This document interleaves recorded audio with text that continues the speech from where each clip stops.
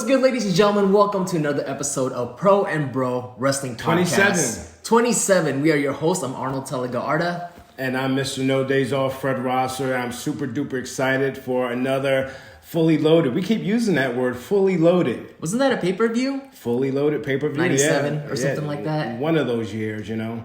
But it's a big week in wrestling. We have a very special guest. We're rocking and rolling with the female movement, man. Mm-hmm. Last week we had Carissa Rivera. She's dynamite. And now this week we're going to have none other than Micah Rotunda, the sister of Bray Wyatt and Bo Dallas. Now, during the podcast, I'll call Bo Dallas Taylor because that's what I call him backstage. And Bray, I call him Bray. I don't call him Wyndham. Okay. So I'll be like Bray. So just bear with me, ladies and gentlemen, you know. But yeah, big week for wrestling, huh? Big week, man. And don't forget what CM Punk said. You know, don't get fooled into like believing one is better than the other or it's a us versus them. Just watch it all and be entertained. You have the opportunity to watch it all and enjoy it. When did he say that? He said that at StarCast. Okay. He said that at StarCast. So yeah, don't be confused into thinking that it's, you know, us versus them. Just enjoy it all. So it's a big week. Let's start it off with this. Speaking of big weeks in wrestling, you mentioned CM Punk. There's rumors out there that CM Punk is going back to WWE, but not just the old rumors like, oh, he's coming back to wrestling, he's coming back to WWE. But from what I heard, I feel like he might work with Fox. You know what I mean? And Booker T and Renee Young, I think they're doing something for WWE SmackDown. Maybe it's like after the show, like their little like talk show or something like that, and CM Punk might be involved in that. Oh, okay. But cool. It's interesting because if he is, he's gonna be working with WWE, but not get hired by WWE, hired by Fox. That's crazy. That's kind of like sticking it to them. Yeah, that's like there's room for everyone at the finish line, and don't die with the story and you tell it. Let CM Punk do his thing, but it's an exciting time. I didn't know that. Let's talk about Raw, man. Raw was so refreshing. First of all, Dominic getting assaulted by Brock was hideous. Hulk Hogan and Ric Flair, like, one more time was epic. Man, you're just going all in. I want to dip my toes real quick. Oh, yeah, I know. When people work out with me, I say, hey, make love to the weight. Make love to the weight. You don't want to... You know, make love to the weight. Take it easy. You want to control the weight. You don't want the weight to control you. So I apologize, Arnold. I told you, damn it, I'm excited. It's crazy, man. I just wanted to talk about the set first. The set is amazing. I love it. It's just one big screen, basically. It's so modern. It's so 2019. It kind of feels like almost like a skateboard ramp. Yes, like how it goes down like that. Yes. And I love how there's no separation. And it just seems like the superstars are pop out of nowhere, you know? Yeah. Like there's no door, there's no little curtains or whatever. It just looks so futuristic and I love it. I love the logo, the new Raw logo. Again, so sleek with the arrow pointing down a little bit. Yeah. Man. When you talk about the set, I immediately think about footage that I saw on the internet of Randy Orton laughing at Baron Corbin in the chair break. Yes. I think it was maybe during commercial break. And like Randy had that laugh like you laugh at your boy that just got maybe, I'm going old school, that got denied by a girl and stuff like that. He had that laugh where like he was just down, like he could not control himself. Whether it's live or not, you know, he does not care, you know? Well, like, damn, man, make sure that shit is sturdy, you know? He's a big dude. I don't think it was during commercial break. I think it just happened while the match was still going on, and they just got lucky that the camera wasn't on them. Well, the camera wasn't on them live, but, like, I could see that the traveling camera that travels throughout the entire arena was right there. It was hilarious, though. Right there. Because Baron was sitting on it when it happened, and it collapsed slowly. He felt like I thought Because he's an athlete, he caught himself. yeah. When I first saw that, I thought the throne was like descending down, and he just didn't know that was like he missed his cue or something. But it broke, and he's like, oh, he got up. And again, like you said, I love like Randy's reaction because the internet calls it breaking character, but I love moments like that. It makes them like human. You get to see the brotherhood between these guys, and he was like clowning on him, like how you would like mess with your boy, you know. And this is not the first time Randy breaks character when he knows the camera is not on him. Do you remember? I think it was an episode of SmackDown. I forgot who was talking in the ring, but they were doing a promo segment, and Randy was on the ramp. And his wife was in the crowd, and he didn't know the camera was pointing at him, but he blew a kiss to his wife. And then everyone got so confused and like, wait, what? But he's like, sorry, I'm blowing a kiss to my wife. I wasn't blowing a kiss to whoever's like in the ring. Yeah. And you also remember the moment where, again, Randy broke character where, well, the camera, to be fair, the camera was off at this time, but he was down, on the mat, and he goes to a fan. He goes like, "Is it over?" Like, really? Oh my god! Yeah, he's like, "Are the show's over?" Okay.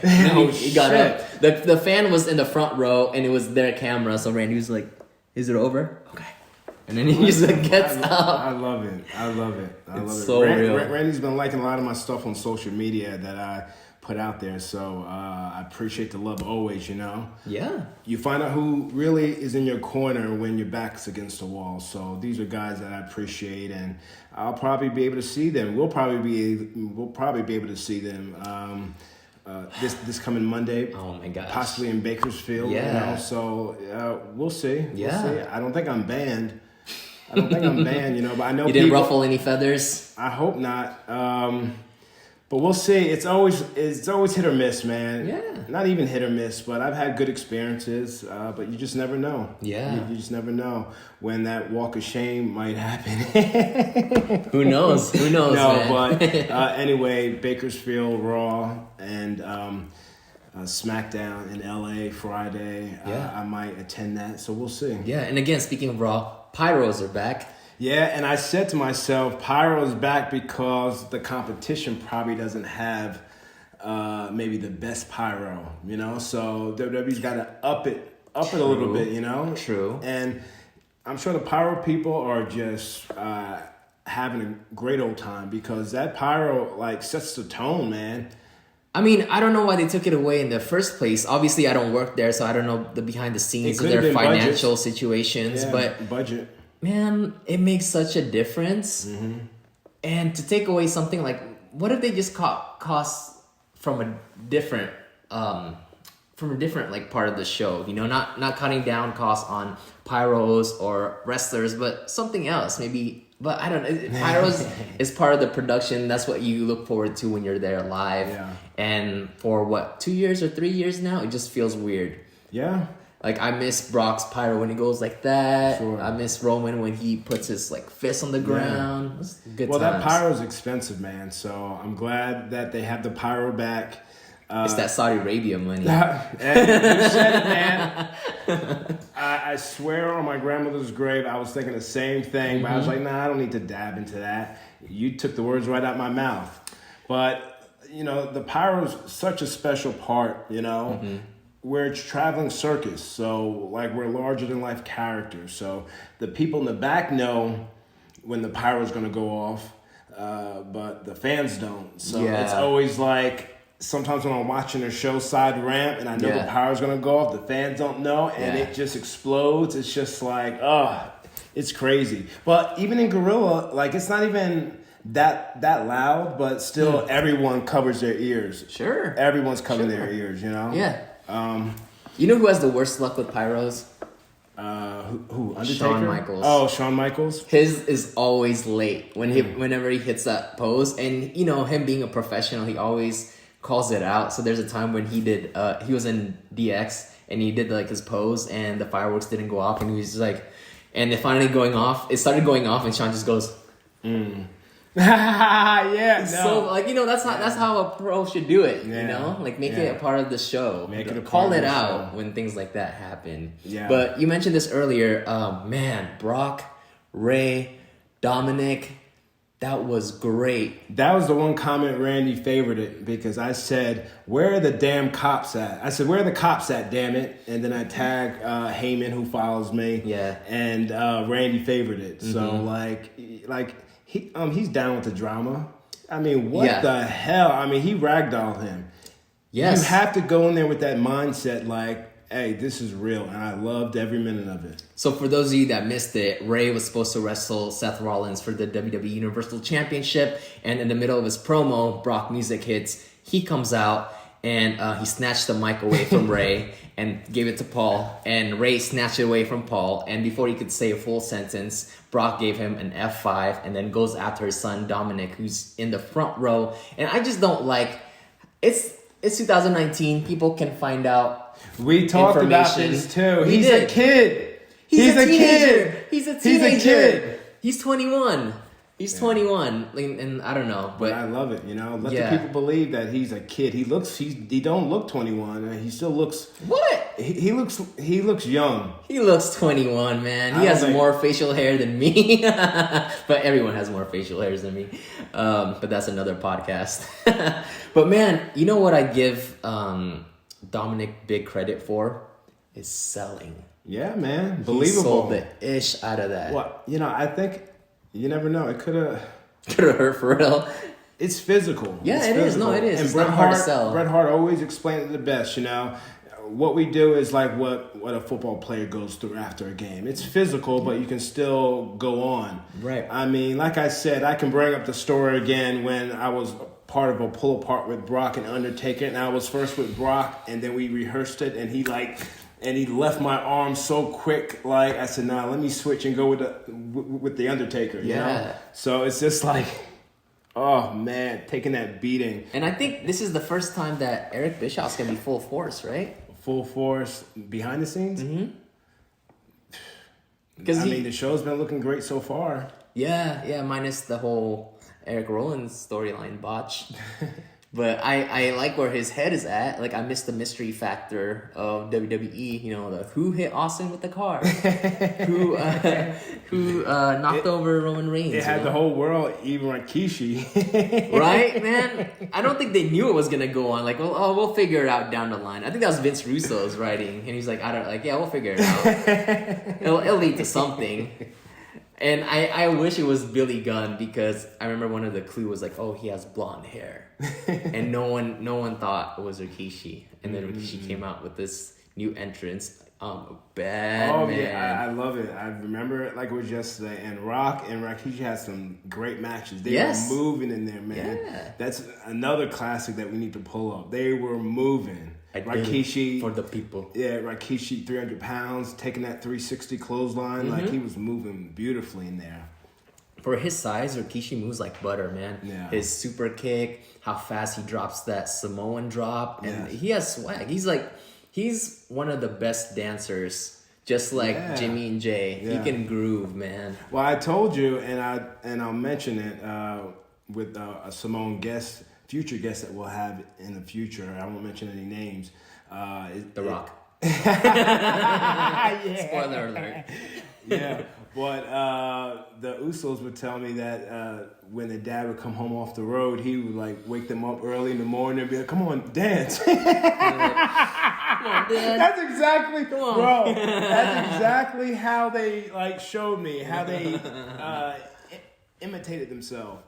I was cracking up, man. Just dance. That's why they're fucking good dancers. They're great. They're great freestylists and they're great dancers. Arnold, like I said, last week we had Carissa Rivera on Pro Wrestling, and now this week, very special near and dear episode. We have the sister of Bo Dallas and Bray Wyatt. Now, on the podcast, you'll hear me say Bray Wyatt. I won't call him Wyndham, and Bo Dallas, I'll call Bo Dallas Taylor, because that's what I call him, backstage. Sure. But, she's the sister of these guys that are... I'll get into stories about them, but Micah, you do it all. And like I always say, don't die with a story and you tell it. And I want to be able to share your story with the world. Oh, well, what an introduction. Thank you so much. Micah, are you the youngest? I am. I'm the baby of the Rotunda Wolfpack, so I love that, the Rotunda Wolfpack. Heck yeah. I'm very protected, to say the least. Were you spoiled growing up? Were you the daddy's little princess and everything? No, it's funny. I wouldn't say any of us were spoiled. It was more so I was like his little tough princess. Oh, that's where nice. I wanted to mow the lawn. I wanted to lift weights. I wanted to hang out with him instead of be spoiled. So my dad's definitely the greatest man I've ever known. And the way that he parents is he makes you earn what you have. So he taught us that and how to be coachable and how to work for everything that we have. So in a proud way, I am his tough princess. There you go. I love that. Sounds like such a great dad. You know, he sounds loving, but at the same time gets you prepped for life. Oh, absolutely. He's hands down, like I compare every single man I've ever met and every single person in general I've ever met to my father. I mean, I hold him in the highest regard. He's grit, he's integrity, he's kindness, he's work ethic, he's athleticism, he's the whole nine. Wow. Micah, I have to tell you that, I've worked with your dad so much with him producing a lot of my matches, and I was always scared of him, but scared of him in a good way. I would never want to let him down, I would always want to do well. I would always want to be honest. Even if another wrestler made a mistake or a hiccup, I would always take the blame for it. But Mike always knew that he could always go to me. I would always purposely hide from Mike because he was the only one that trusted me to get the match down, and I'm already biting my nails and everything and worrying about the match, but he would want to sit down with me. Hey, Darren, give me the match, and I would give him the match, and I would never want to let him down. So I can see why you are the way you are. You work hard at everything you do. Thank you. I appreciate that. You hit the nail on the head when you said, you don't want to let him down out of respect for everything I know that he's ever done for my family, and knowing how hard he's worked his entire life, I don't ever want to let him down. And he is that person to where he's explained to me a lot how he works with all of you guys, and it's the same way that he works with my brothers and I. Mm-hmm. When he talks to us, he acts as though he's in your shoes, and he understands where you're coming from. Wow. To where you can have good communication, because to have good communication, you have to be understanding of another person's situation, and he's always been a person who does that. So, growing up, you'd think this big, tough, alpha male father would be super intimidating and that we'd be afraid to talk to him. I can go to my dad about anything and know that he's going to see my perspective and then help me get to a solution. So I'm glad to hear that I have no doubt that carries over to work, but I'm glad to hear that, you can see that and experience that as well, because that's the art of Mike Rotunda. Wow, that is dad goals right there. I wish if I had a daughter and down the line, I want her to talk about me like that. That's really cool. He's earned it. Growing up, were you, obviously you grew up in the wrestling business. Did you grow up watching the product, or did he kind of keep you away from it? Good question. So growing up, I knew that was what my father was going to do. I knew that he took a briefcase to work and that it wasn't carrying files. That he was going out to wrestle. Well, he was doing taxes. Having a grandfather, I'm just kidding. He was doing taxes and cutting a mean promo about it. Yes. But growing up, I wasn't necessarily immersed in the culture of it all. I knew that was what my grandfather did, that my uncles did, that my dad did, but he even wrestled overseas when I was young, so I wasn't around it a lot. I actually did not go to my first match until I was 15. Wow. And that was so I was very much kept away. Nobody really knew I existed, and I think that was kind of intentional. Mm-hmm. So I went to my first match at 15, and that was an FCW show in Brooksville, Florida, with my brothers debuting as Bo and Duke Luke. Oh my God. So, I wasn't around it. Wow, he really kept you away. 15 though. Micah, you're the second person to hear this because with Mark Henry, he didn't expose his kids to wrestling till maybe 11, 10.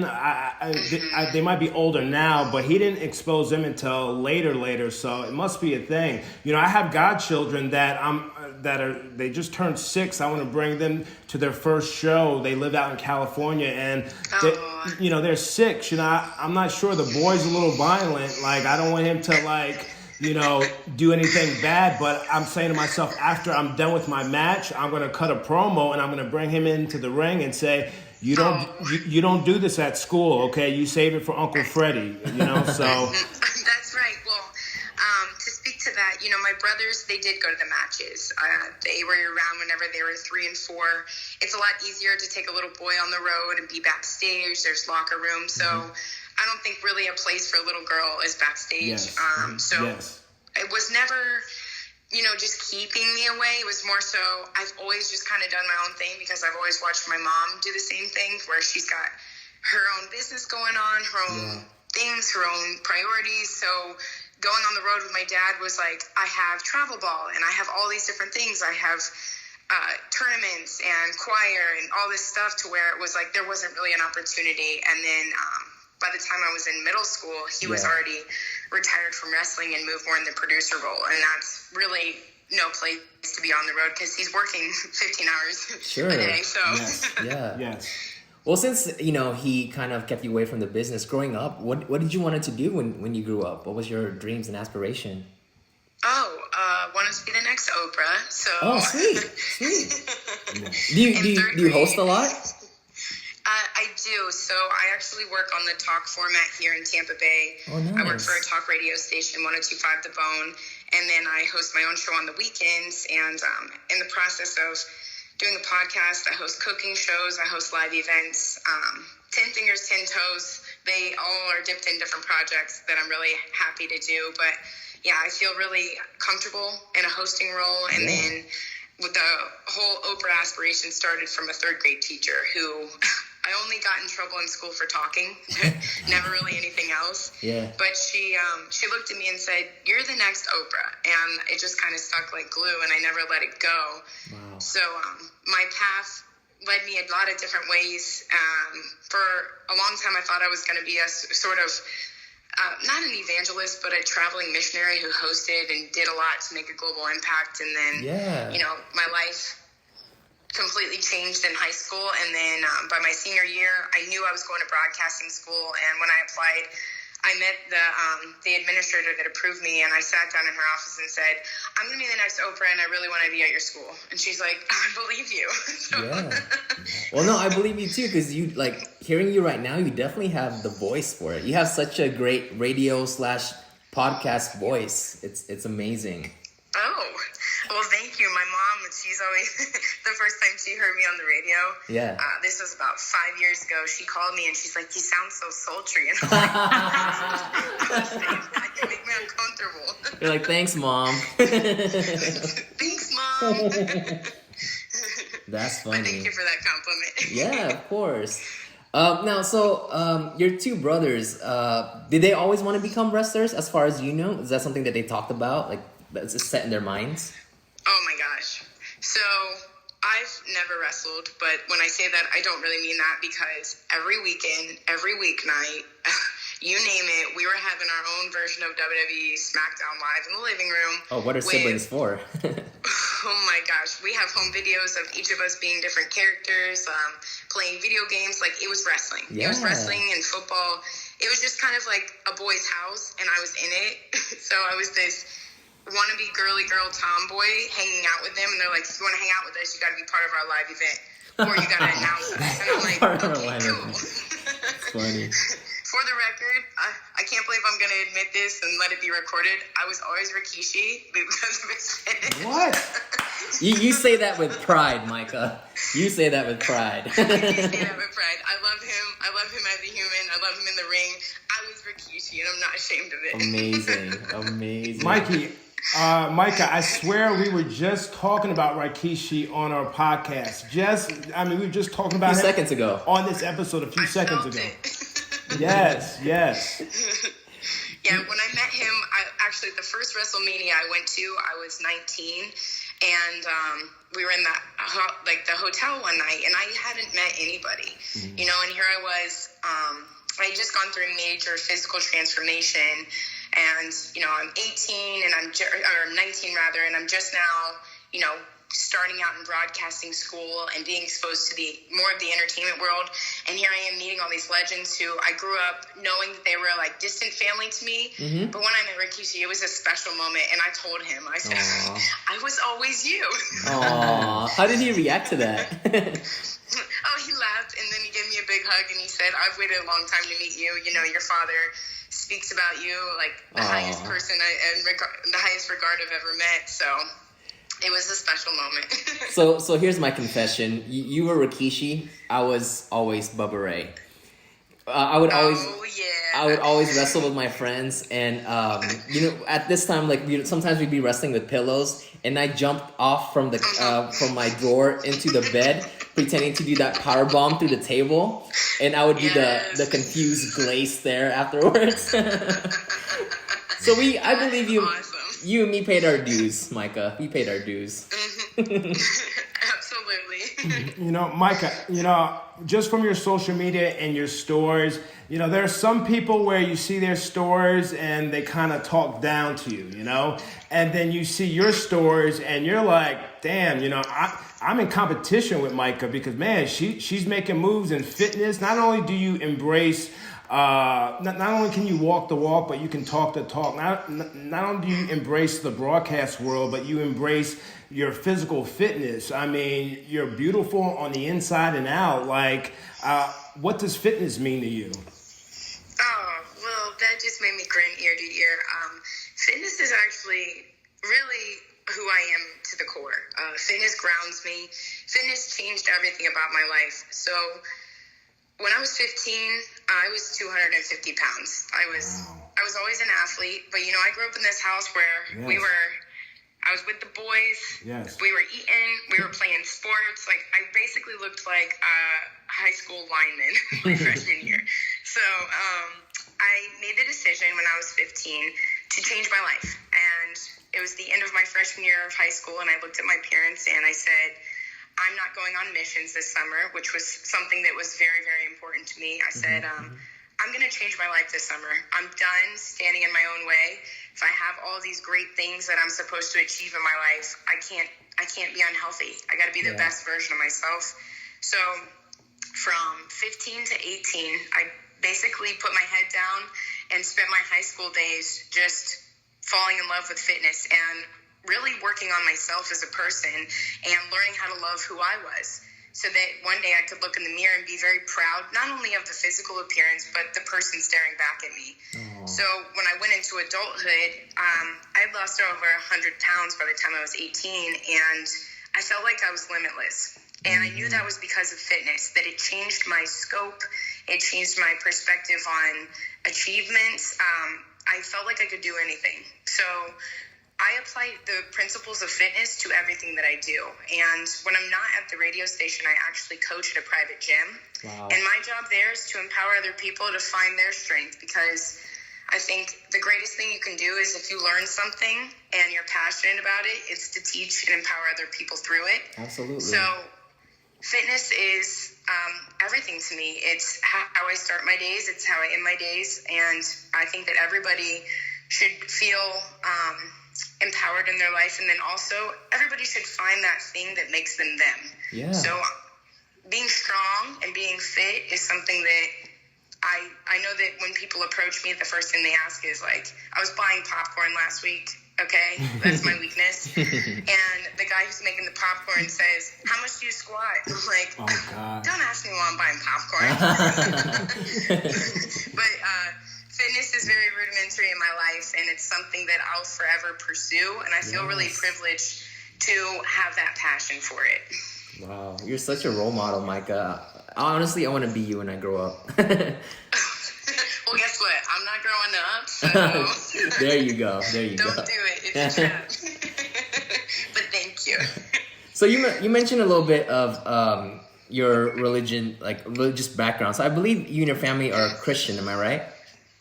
Correct. correct. I- My dad actually, Yeah. he grew up in a Russian Orthodox household, and my mom grew up Lutheran. So That's amazing. I am too, and I don't know if your dad was a part of this, but I was watching an old wrestling, not old, but like maybe early, like late 2000 videos. But I believe it was a house show, but it was like a Christian wrestling show, and a lot of the Christian Okay. wrestlers was there, like your dad's friend Ted DiBiase. It was almost like church with wrestling, and the reason why I thought it was so amazing. oh, perfect. Yeah, no, the reason why I thought it was so amazing is because that's the first time that I ever saw Sting and Shawn Michaels in the same ring. So I'm curious if you ever seen that. So basically, Sting was getting attacked by a bunch of demons, and Shawn Michaels comes in for the save, and afterwards, Ted DiBiase did this whole testimony, like for the whole arena. Have you seen that before? No, but like now I have to. Please, it's on YouTube. It's like, the title's like Shawn Michaels Saves Sting, and there's like 6 parts, but all the Christian wrestlers are there. Buff Bagwell, Ted DiBiase, Animal from the Road Warriors, and obviously Shawn did a little testimony too. It was beautiful.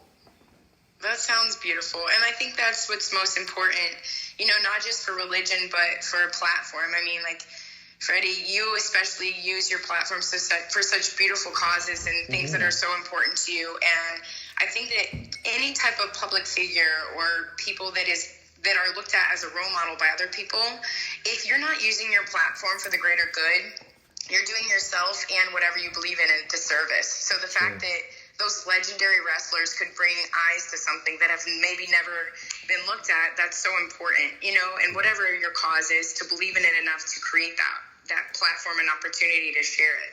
So that's awesome.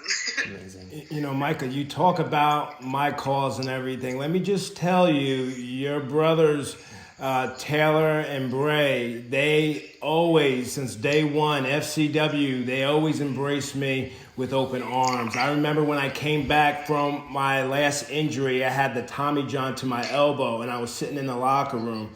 Bray just came over, he knocked me over, he sat on top of me and gave me the biggest hug because he was happy to see me back on the roster. And that always meant the world to me. And with Taylor, we could have a 15-minute match, 2 segs, and it would literally take us maybe 5 minutes to plan it. I would start off a sentence, he would finish it off. He would start off a sentence, I would finish it. He was just so easygoing, and I could work these guys 10 nights in a row and not feel hurt, not feel we work in there, but not feel hurt or not feel like, oh man, this guy's going to be rough to work with. I mean, your brothers are something else, and I love them to death. Taylor, I gave him a Block the Hate shirt, and he wanted one. He shouted it out. So your family is all stars, all of them. That means everything to me. So it's just, as much as I spoke highly of my father, it's my brothers too. My favorite thing to hear is feedback when people meet them. Obviously, you're close with them. But, when fans meet them or when children interact with them, I always get the same thing, and they're so kind. And we were raised in a household, and to give my mother the praise here, my mom is the most loving, compassionate, just kind, benevolent human being I know. So she will light up a room, no matter what room she's in. And as her children, we were cognizant of that, to where we always saw our mom love first and love so much that people were just drawn to her.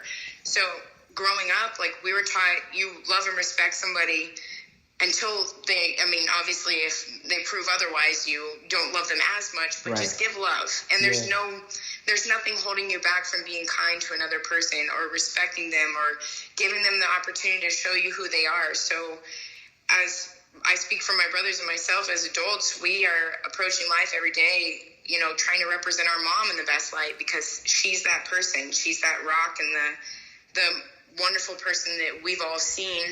And you know what? She's a really, really happy person. And so I think that it speaks a lot to, as a person, and how you conduct yourself day to day and what you give, you reciprocate. So I'm happy to hear that, my brothers are always that person in the locker room too, to where it's behind closed doors, they're so kind. It's not just a facade, it's who they are as people. So that means a lot to hear. Well, Micah, you make sure you tell your mom that you had a really cool conversation with cool dudes, Freddie, Darren Young, and he said that when he was on the road, he was the mother of the group, because there are several times Taylor would leave stuff at the airport in his chair. I'm like, Taylor, where's your bag? Where's this? Taylor. Like, what the hell? So I was the mom on the group, and finally being out and myself, like I was comfortable being around these guys. They made it easier for me to walk into a locker room. Bottom line. That's awesome. Like that's truly everything. So as you go through life, you're gonna meet all these different people. You're gonna travel around the world.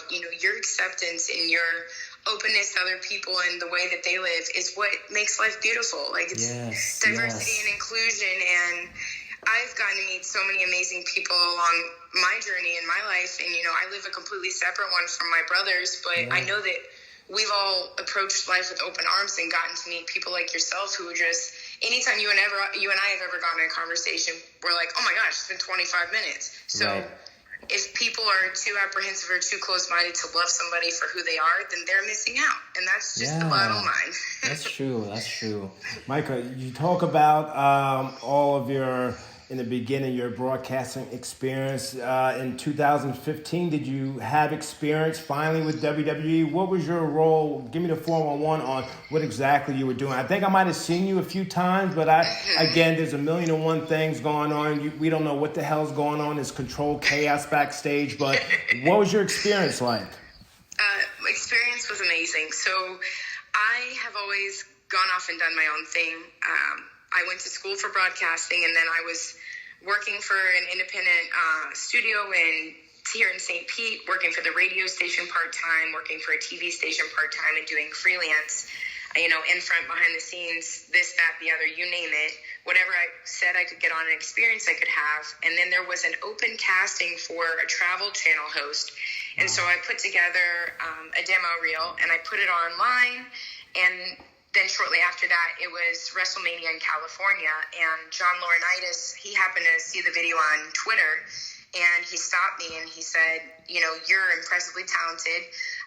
We're expanding the broadcasting team, and would you be interested in auditioning? So I was always kind of just doing my own thing, not trying to ride the coattail of anybody's success. My brothers were in a really great place in their career. I've never expected favors to be done for me. So I thought, okay, I'm getting here on my own account. I'm excited about that. Sure, I'll pursue it. Yeah. So I did go through an audition process. I wasn't the ideal fit. And, at the time, of course, that crumbled me. But, those are the experiences that you learn from. And so this being essentially a family business for me, and thinking that all of them are there, I thought I was disappointing them by not being the one who was picked. But in retrospect, I continued on, and I didn't let it keep me down. Instead, I got up and got even more inspired. Yeah. And life's really put me in a beautiful place. So the things that never happen are sometimes the best thing that, could have happened to you. So I'm grateful for the opportunity that I got to go backstage and be inside the PC, but it wasn't the right fit for me. I wasn't the right fit for it. So onward, upward, you just keep moving forward. Yeah. Nothing against you, but I don't believe in that fit shit. I always say, why not? In wrestling, before it was just like, they were just into the big guys, 6'7" or above. You needed to be big, but now there's no excuses for guys that are 205 pounds and under. There's room for everyone at the finish line. That's just my opinion. But and like that whole riding the whole coattails. If you can play, you can play. You know what I mean? So, like, I don't believe in that stuff. Like, very much so. Yeah, very much so. Whoever's hating, well, you know what they need to do? They need to block that hate. That's awesome. Micah, during your first... like I said, I just kept moving forward, and I allowed life to align me where it should be. And I'm really big on just, it sounds so cliche, but trust in the process. So trust in the process of life and just flow on with it. Yeah. Micah, during your first hosting job, what was the biggest obstacle that you had to overcome? I've done a few hosting things in the past, and for me, it was having someone telling me things in my ear while reading the prompter at the same time. So, so what was that like for you? So my first couple of hosting opportunities, first of all, I did it by myself. For instance, I created a live event. So one of the things that WWE required, I was green, and it's hard to not be green if you've never done something. So I thought, okay, if I need live event experience, what can I do? Oh, I'll create my own friggin' live event. So here in St. Pete, I approached one of the top venue owners, and I pitched to him a fitness night. I wanted to bring in local health and fitness enthused people, and then businesses that cater to that community, because I feel like with the health and fitness community, they don't get a lot of opportunity to just go out and do healthy stuff. It's either you go out and eat, you go out and drink, or you're working out. There's no let's just hang out and converse about the different things going on. So I sold in 25 different vendors. I got the venue. I did everything from organizing the sponsorships to creating video content, social graphics, and then put another hat on that night. I emceed it. So the first hosting experience was kind of all over, frazzled, but at the same time, as soon as I had the microphone in my hand, I looked up and I saw my brother Taylor, and I was like, okay, time to pull your shit together. Let's go. Wow. And I wanted to make them proud. I wanted to make my dad proud. And the fact that they were all there, I let it organically happen. And so they were extremely proud of me. And then my other they were about the same time. My second live hosting experience was actually in radio. So to go from having no hot mic in front of you to having a hot mic in front of you with it going over the airwaves, a little nerve-wracking, but that's when you either sink or swim, and I guess I swam because they brought me on the show about 2 years later, so I guess it went well. That's amazing. That's so cool. Speaking of your brother Taylor, I was listening to his podcast, I believe it was with Talk with Jericho with Chris, and he talked about how big of a conspiracy theorist he is. And I, for one, I'm a conspiracy theory person myself too. So I was wondering if you believe in that stuff. Not believe, but just kind of dabble in it, Yo, I'm not Taylor, okay? Yes. I'm shaking my head, girl. I'm shaking my head. I've heard those conversations in the locker room. I'm just shaking my head. I will walk out, but continue. And I'll tell you what. Taylor is gifted. He has a retention factor like nobody else I've ever met. The way he can talk about all of these different conspiracies, that to me, that's what I derive from that. So I listen to the podcast and I'm just like, oh my gosh, he just got all this locked in his head. So when he and I get in deep life conversations, we do. And so I'll be like, I'll ask him questions. And in a way, I'm just like, I'm learning something new. He has all of this retained, and he's thought about it in depth. So I'm not a conspiracy theorist, but I have a brother who has a wealth of knowledge, and it's so funny to call him and poke his brain. He is fucking rich in knowledge. Very much so. I swear. And he's always been like that. I mean, growing up, Taylor is... he's always been incredibly smart. I have always looked up to him in that regard, in the way that he can figure things out, and he's got such grit. He doesn't stop until he figures something out. And he'll research it until there's an answer. So he's impressive. I never see Taylor get mad. The only time I see him get mad is if he gets maybe dinged in the head by Titus O'Neil, or Titus is coming a little too rough at him. That's the only time I would see him get pissed, and I'm like, oh man, Taylor's pissed. I don't want to ever see that. No, I mean, he keeps a really level head. We grew up 3 years apart, right? So when we were little, he and I were inseparable. Wyndham was the older brother. He went off to college when we were kind of young. So Taylor and I had this special bond, and he was always, I was like his baby. He took care of me, he protected me, and we went through kind of went through puberty at the same time, so there was arguments where we like slam the door and stuff. But no, super level head. A lot of that is my dad. You know, my dad will always keep calm, cool, collected. That's one of the things he told me when I was little. Is my father, not my brother, but calm, cool, collected. Never let him see you sweat or cry. And so as a female, I'm like, never cry. I have to.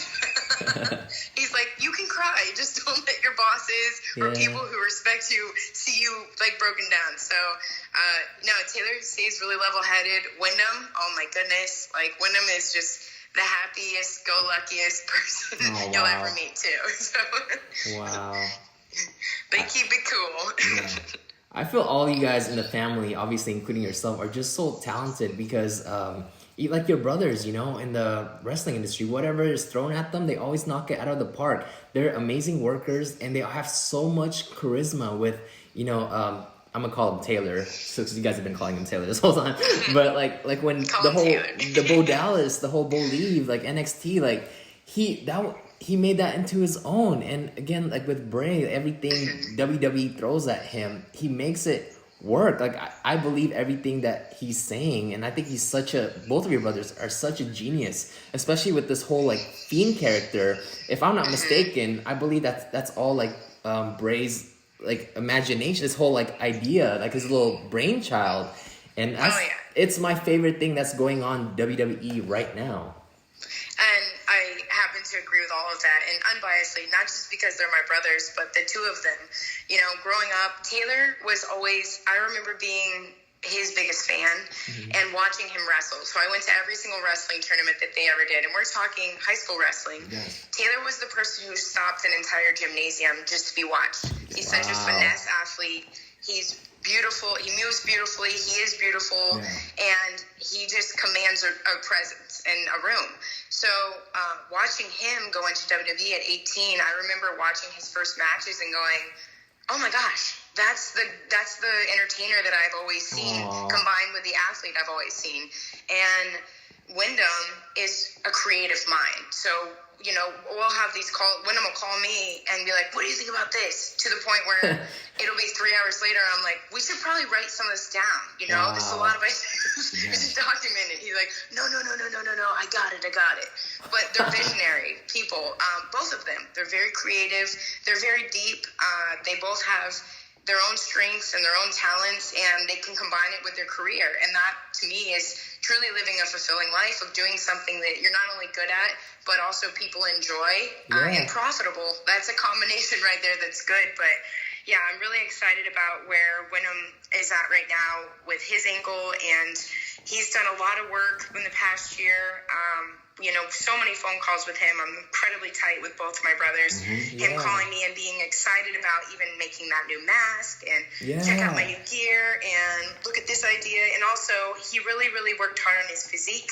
You know, and you could tell. I'm so interested in fitness. He'll call and we'll talk about our workout regimen, what we're eating, that kind of stuff. And a lot of that is the support system around you. You got to have good people who believe in your vision too. And if you have that, then you're on the pathway to success. Because, again, going back to my mom, when we were little, if my brothers walked up to her and said, "I'm going to be Bray Wyatt and I'm going to play a cult leader on TV," she'd be like, "How can I help you create the character?" Oh my gosh. So she's That's that person amazing. who cultivated that mindset. Wow, that is so cool. And I think that's the reason why you guys are so close, you know? You guys are each other's cheerleaders. That's really amazing. Definitely. Definitely. Along with your two brothers, who's your favorite performer right now in WWE? Again, unbiasedly, not just because she's one of my best friends, but I love watching Sasha Banks, who I call her Mercedes. Yes. Sasha, to me, is somebody who, knowing that when she was 12, she decided she was going to do this, but I literally tear up every single time I watch her wrestle. And personally, that could be because, you know, she and I are like sisters, but it's such a privilege to watch her be so empowered and to do what she loves and do it so well. So she's a very special human being, and she's a top-of-the-line entertainer and athlete. So definitely Sasha Banks, and then, of course, you know, Charlotte and Becky, all of them, the women's division, Bayley, all of them. I get tears in my eyes every time I watch them wrestle because they changed the game completely. Absolutely. And that, to me, as a female of the 21st century, although I don't wrestle, and I respect the hell out of what they do every single night, because I am a sissy and I don't know how I would handle even taking one bump in the ring. I respect the hell out of what they do. So, Yeah. and I, of course, have to mention Natty. Like, all of the women's division just blows me away. Their Absolutely. athleticism and their passion for what they do, to fight so hard to get into the light that they're in now, Yeah. that you devote your whole life to that. And I don't have to tell that to you guys. You guys know that, but you know, that's everything about their existence has been put into what they're doing, and look what they've done. So it's very, very impressive to watch the entire women's division. Absolutely. Speaking of Sasha, I was watching her special on the WWE Network. I think it aired last week, and they kind of just documented her state of mind during the whole her leaving after WrestleMania and her reasons for leaving. And it was such a beautiful thing to watch, because she was so open and so vulnerable that she explained like her state of mind. And it's inspiring for, and not just women, but anyone who goes through that, for someone to kind of lose passion in whatever you are passionate about, to take a step back. And you have to put yourself first. Like, you should be your first priority, and take care of your mental health, and to regroup. And it's okay to take time to heal. And I think that's really great. Yeah, that's super powerful. And, you know, one of the things I think, especially in not only entertainment, but in sports entertainment, is you're not encouraged all the time to be super vulnerable, because you're playing a character. You are this person that people look up to. But I love that now people are becoming more and more comfortable with talking about their mental health. And it is crucial to put yourself first, and you know, to be vulnerable like that and share that with your fans and people who admire you and look up to you. That takes so much courage, and it's something that everybody in the world should prioritize. Whether you live on the road as a wrestler or you work in an office 9 to 5, if you're coming home and you're not happy there, then you need to talk about that too. If you don't have passion for what you do day in and day out, then you need to do a self-evaluation and find what it is that makes you wake up and go, I'm happy to be here, I'm happy to be alive, I'm happy to do what I'm doing. And you know, her saying that could help so many people who wake up and feel the same, because you don't know who that message is going to resonate with, that it's exactly what they needed right when they needed it. So I've not seen the special, but that makes me really excited to watch the WWE Network and check it out. Yeah. You know, Micah, I say on my podcast, don't die with a story, and you tell it. You know, this has been a dynamite episode. I want to ask you, like, where do you see yourself 5 or 10 years? What are some goals that, all off the top of your head, I know you got them. Where do you see yourself? What's your vision for Micah Rotundo? 5 to 10 years.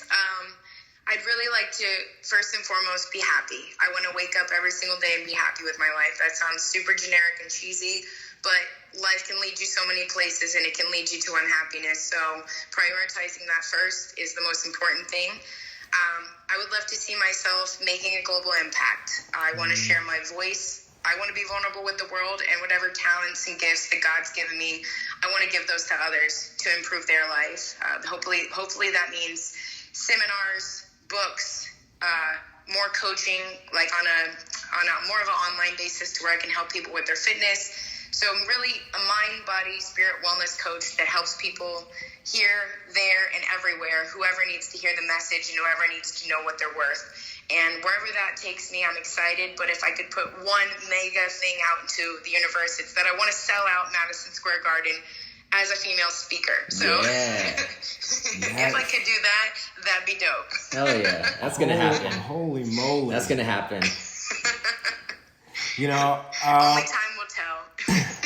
That's amazing. Like, with me, I always say my social media is an open diary to the world. So anything I ever post always comes from the heart, with the intent to inspire, motivate, and educate the masses, you know. So you being on my podcast, our podcast, me and Arno, one hand washes the other. I promise you, tomorrow, I'm not going to die with a story in me. I'm going to tell it on your platform. So I really appreciate you taking your time to be on Pro and Bro Wrestling. Time is money, so I don't want to take up too much of your time, but this was outstanding. This was so much fun. I loved it. Well, like I said, I've been looking forward to this all day.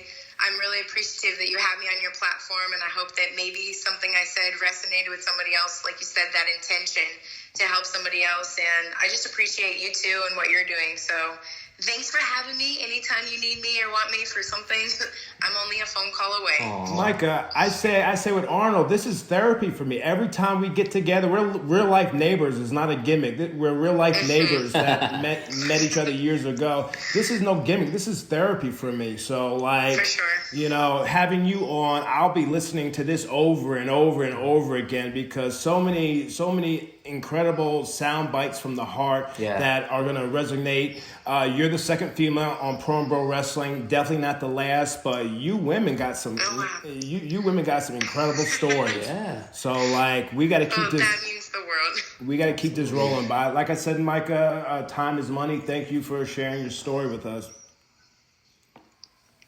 Thank you for having me. I appreciate it so much, and I will talk to you very soon. Yes, Thank you so talk to much, Micah. I'll talk to you later. All right. Have a great day, gentlemen. Okay, You too, peace out. buddy. Peace out.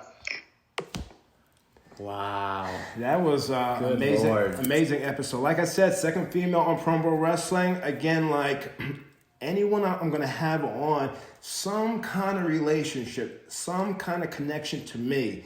You know, I'm not gonna just have anyone on, but like it's got to be meaningful to me. Yeah. You know, because I'm the pro and you're the bro, and you were on your game, man. You were on your game with all your stories. She was on her game, plethora of knowledge coming out of her, but like we were all speaking from the heart. You know, I feel like this podcast, this specific episode, I know down the line, if I ever have a bad day, I'm going to listen back to this and just listen to some of the things that she said because Damn right. she Same was here. dropping bombs, man. Yeah. Just life bombs and things that everyone needs to hear. The stuff that she said, it applies to everyone. You know, and she's a great motivational speaker. And if she ever, well, not if, when she sells out Madison Square Garden for her, for her speaking engagement, like you and me will be there to support. She's such a great person. Amazing. And I'm going to be doing her platform tomorrow. Oh, dope. So, Yes. Hell yeah. At first she was like, oh, you want to just knock it out on one day? I was like, nah.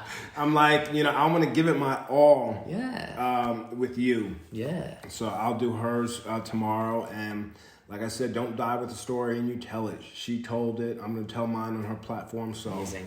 yeah, Amazing. some great stories. That was an amazing episode of Pro and Bro Wrestling. We covered a lot with wrestling, with life. Man, again, I can't get over of how much I enjoyed that conversation. Likewise. With her. That was amazing. There's certain times where I'm like, I feel I had the chills, you know? I had the chills. But anyways, thank you guys so much for watching. You Thank gotta you guys pay the so bills. much for listening. Yes, if you're watching us. We got a few new subscribers. If you guys are watching us, thank you so much for subscribing. Make sure you guys leave a thumbs up and a comment. And if you're listening to us on iTunes, don't forget to give us a 5-star ratings if you like what you hear, and give us a review so we know what we can do better for this episode and this podcast, I should say. Yes. With that said, we love you guys and Block the hate and salute the great, baby.